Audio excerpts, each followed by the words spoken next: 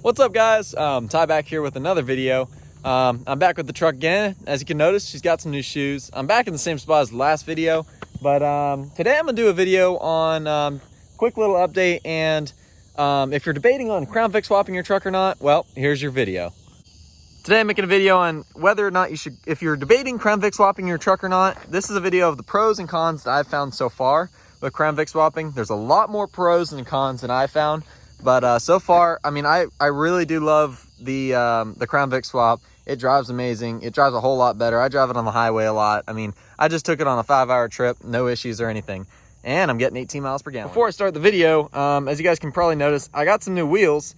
These are the wheels I've been wanting for a while. They popped up on Facebook for sale, and the guy had spray painted them blue. So at first sight, they look good, but as you can tell, it needs a little bit of work. So I ordered some paint for it. And I'm gonna spray some paint and some clear coating on it and everything. So they should look pretty good soon, but all four look good. I got new rear tires coming because the rear tire is just way too small for me. I like a meaty tire on the back, but I don't like that small of a sidewall. I'm afraid with potholes right now, and they're pretty bald and dry rotted. So I'm gonna order some 305 35s for it, and they're probably gonna be Nitto NT55 or 555s. But I'll keep you guys updated on that and the painting of the wheels. I also got a new interior. I got these 67 Mustang bucket seats off a buddy of mine, and they were god-awful red, and they had mice living in them and everything. So I stripped them all the way down to the frame, and I restored them from basically the frame up. So it's got all TMI stuff on it now. TMI upholstery, TMI padding and stuff. And then that's a Bronco console from a 72, I believe, or it's a 66 to 76. I think that's what it is, 66, 76, something like that. But interior is much, much better than that bench. I mean, I much prefer this. I fit a lot better. I'm 6'4", so I'm a pretty big guy, and it's hard to fit in these trucks. But I got adapter brackets and everything. I'll list the company name from the adapter brackets, but they fit like a charm, and the bucket seats work perfect. Now for the main reason you're here, Crown Vic swapping. So far, I bought this truck for $300. It was sitting in the woods, had a six-cylinder in it. It was a 300 inline six with a 3-speed on the column. It drove okay, but it kind of floated all over the road. It was like, I mean, you'd hit a bump, you'd bounce for miles. And so when I first bought it, I bought it when I was 15, drove it like that for about a year. Well, mainly my dad drove it and I rode with him in it. And then I got my license, I drove it probably once, and then I decided to tear it apart.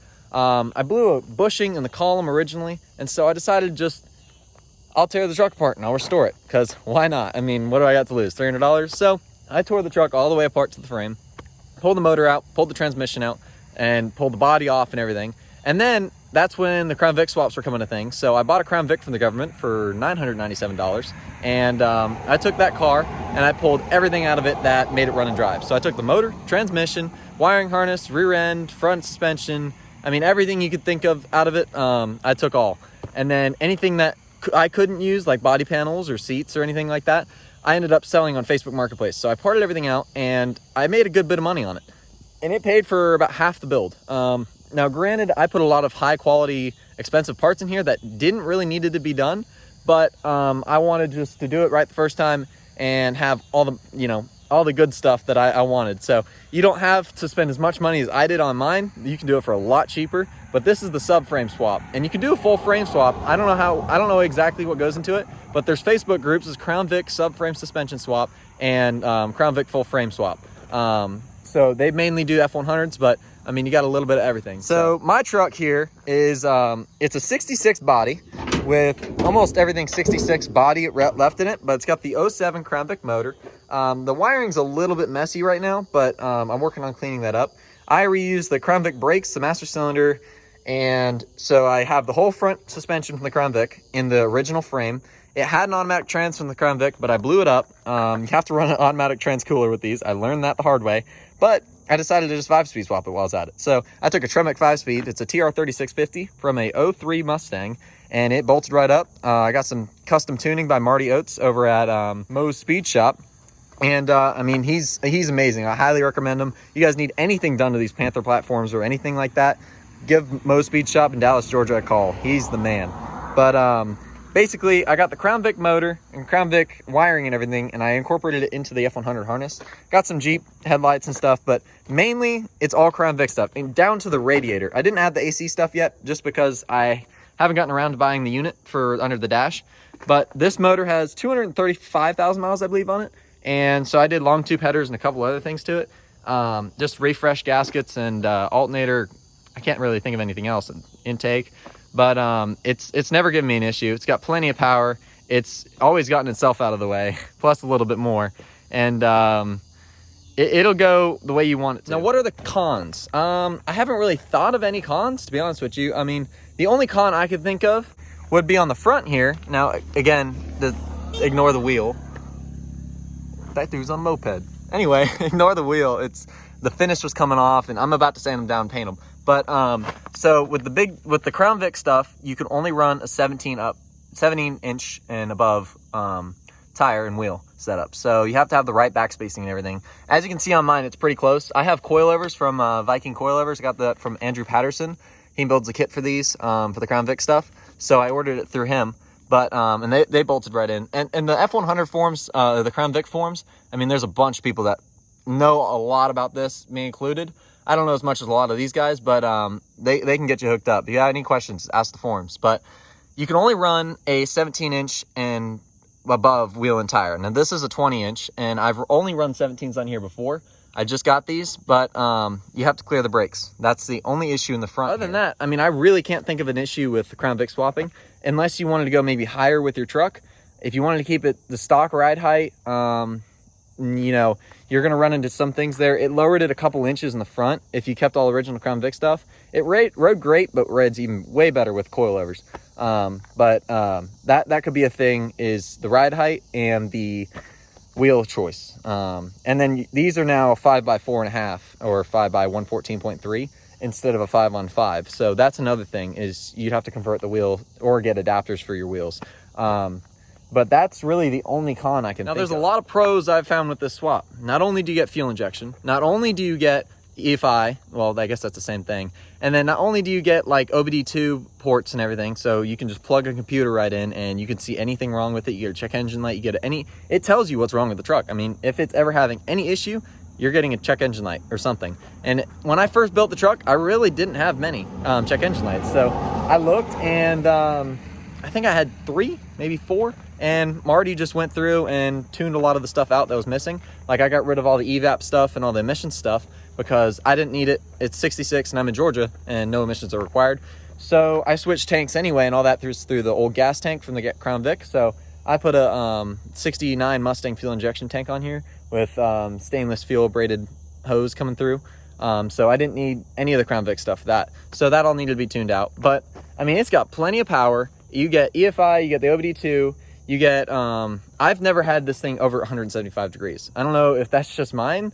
I have never changed the thermostat. I've never changed any of that stuff. I literally took all that stuff out of the Crown Vic. It was dry for like 2 years, put it all together, and then took the radiator out of the Crown Vic and filled it up with coolant, put it in the motor. And I mean, I've never gotten over 175. I have an external gauge cluster I can use because I have the OBD2. And then if I ever need to tune it, I just take that out and it's good to go. On the interior here, you can see I even reused the Crown Vic gauges. These gauges will tell you a lot. You can see the little things here, but if you hold that button in and then you turn it on to accessory, I'm using the Crown Vic. Well, that's interesting. It's like a drone in a plane. Anyway, I'm using all the Crown Vic stuff, so here, the pump there, fill up. But I have all the Crown Vic stuff through here, and you can tell the gauges come on. I use 2 automator gauges, oil pressure and fuel. I changed the oil pressure over to there just because this doesn't really tell you what your oil pressure is. It just sends a monitor if there's an issue with your oil pressure. So I put that there just to see the pressure. Now, I know my wiring's not the cleanest. I'm working on it, but I even reused the fuel inertia switch. So this is a rollover valve. There's a lot of things. If you're doing a Crown Vic wiring harness, I highly encourage you to get the Crown Vic wiring harness book because there's a lot of grounds. And make sure your grounds are connected. If you ever had any issues, it's probably your ground. But I use that, which is a rollover valve. So if you were to roll over or get in a wreck and your fuel pump stops working, that's why. You have to click that button in there. That stops fires and stuff. So it's a very good thing to have. I like it a lot. It's just a good system. Like I said, this thing drives like 10 out of 10. If I were to go back to the old setup, I wouldn't, plain and simple. The only way I'd buy another truck like this is to redo the entire front suspension or something. But if you want to go probably the cheapest route out there, in my opinion, it's Crown Vic stuff because it just rides phenomenal. I mean, you can get, if you want to lower a two-wheel drive truck, I mean, it's probably the easiest way, in my opinion, to do it because it's the same width It's the same everything. You just have to you have to measure real good, measure twice, cut once, where the front suspension goes. And there's plenty of things online to help you do that. And they build entire kits for this. So you can buy everything from Outcost Auto Works or Backyard Customs or a couple other companies I can't think of the top of my head for all these parts. And I mean, who knew if 4.6 could sound this good? It's turnkey, don't have to push the gas or anything to start it. There's no choke, nothing, just runs and drives amazing.